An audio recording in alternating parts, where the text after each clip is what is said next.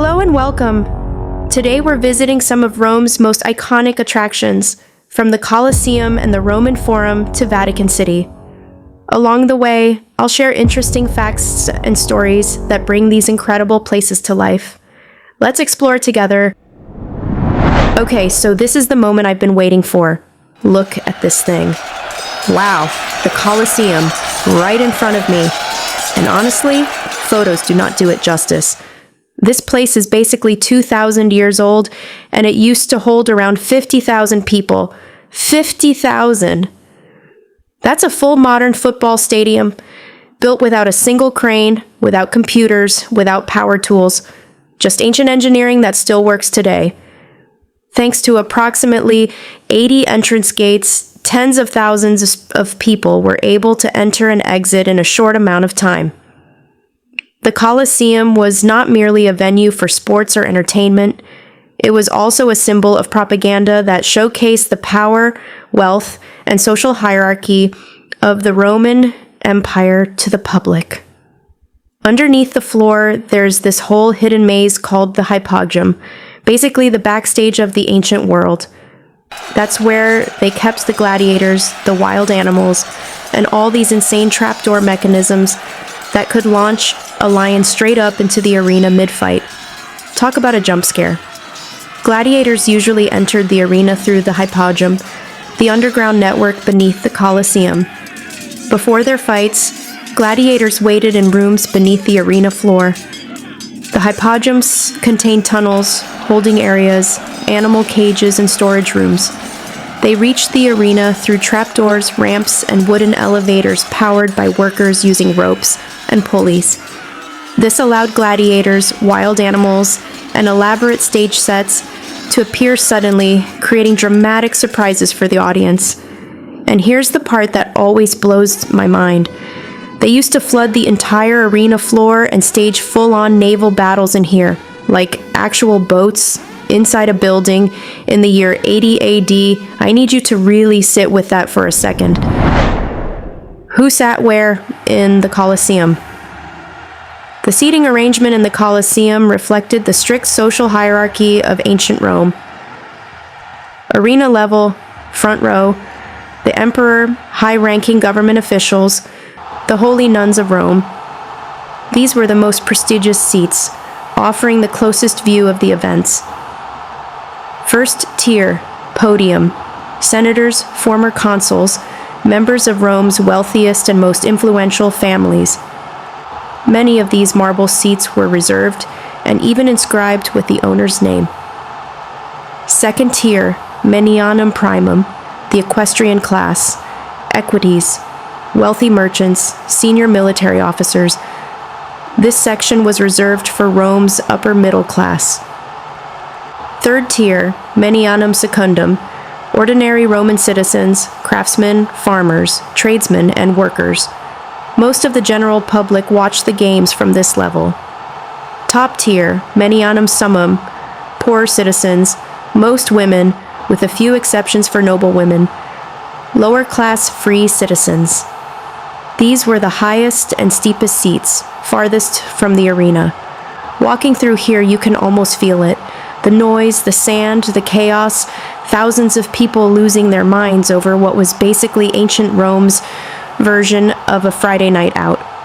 Quick tip if you're planning your own trip, book your ticket online ahead of time and try to come first thing in the morning.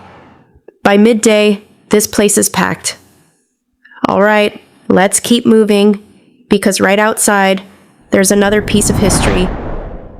Arch of Constantine is the largest surviving triumphal arch in Rome.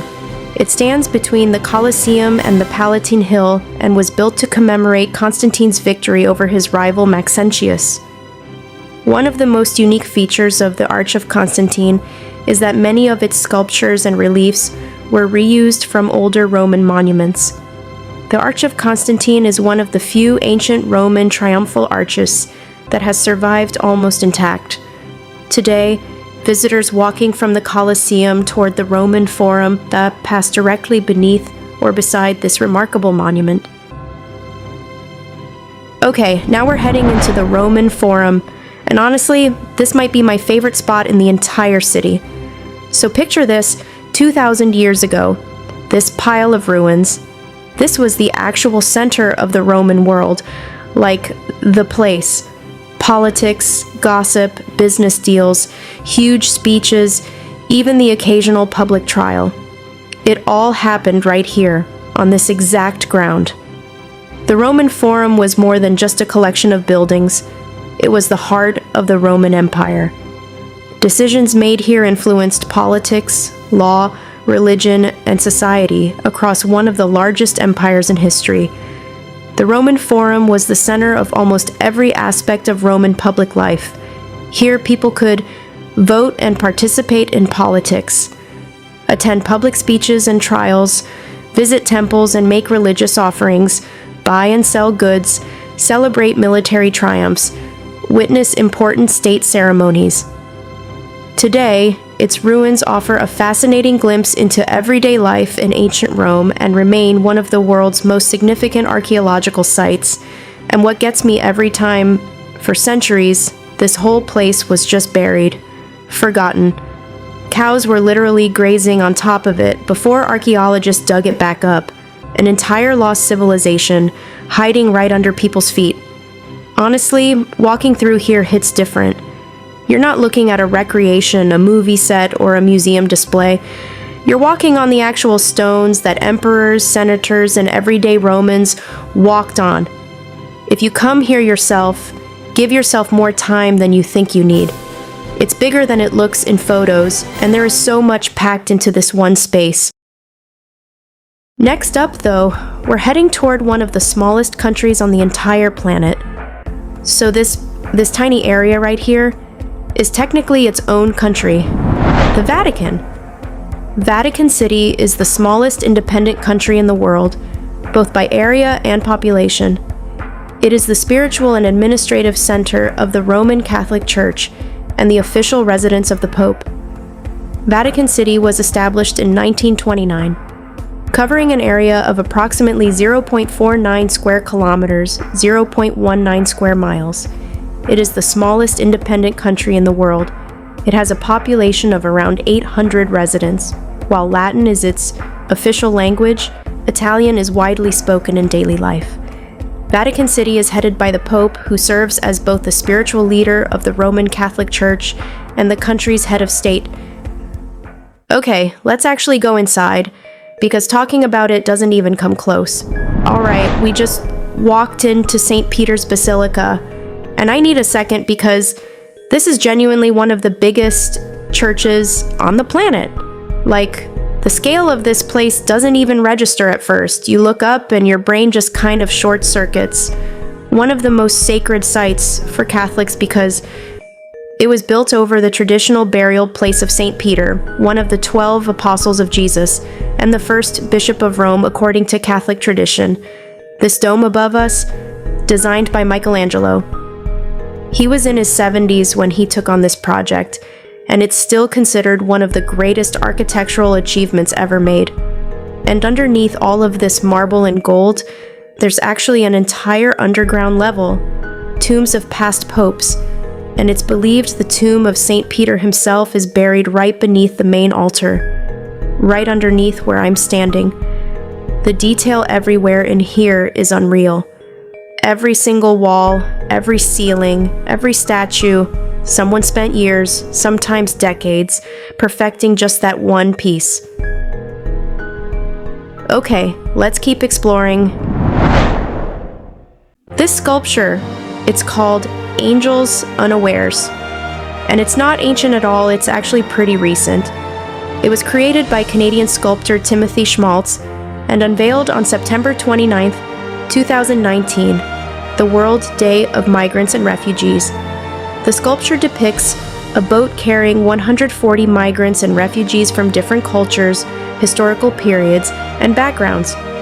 Together, they represent the millions of people throughout history who have been forced to leave their homes because of war, persecution, poverty, or natural disasters. At the center of the boat, a pair of angel wings emerges from the crowd. The wings symbolize the biblical verse, Do not neglect to show hospitality to strangers, for by doing so, some have entertained angels without knowing it. This verse inspired the sculpture's title, Angels Unawares. It reminds visitors that every stranger deserves compassion, dignity, and kindness, because we may not recognize their true worth.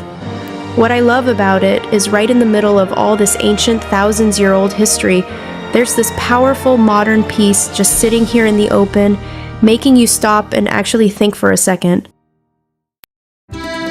Okay, this is the one everyone's been waiting for. The Trevi Fountain. It's honestly bigger in person than you'd expect, and louder in the best way, with all that water crashing down. There's this whole tradition where you throw a coin over your shoulder into the water, and legend says it guarantees you'll come back to Rome one day. And get this, they actually collect thousands of euros in coins from this fountain every single day, and it all goes to charity. So yeah, I'm obviously throwing one in, wish me luck. And last stop, this massive white monument towering over the city. This is the Vittoriano. It was built to honor Victor Emmanuel II, the first king of a unified Italy, and symbolizes the country's unification. Today, the Vittoriano is not only a national monument, but also a symbol of Italian unity, freedom, and remembrance. It is one of the most visited landmarks in Rome and hosts important national ceremonies throughout the year. Visitors can also take an elevator to the panoramic terrace, which offers one of the best 360-degree views of Rome, including the Roman Forum, the Colosseum, and St. Peter's Basilica. And honestly, that feels like the perfect way to end this trip through Rome. Looking out over a city where every single street seems to be hiding another few thousand years of history.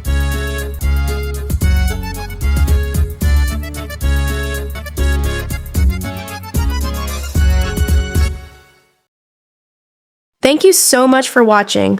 I hope you enjoyed exploring Rome with me. If you liked this video, don't forget to like, subscribe, and turn on notifications so you won't miss the next adventure. See you in the next episode.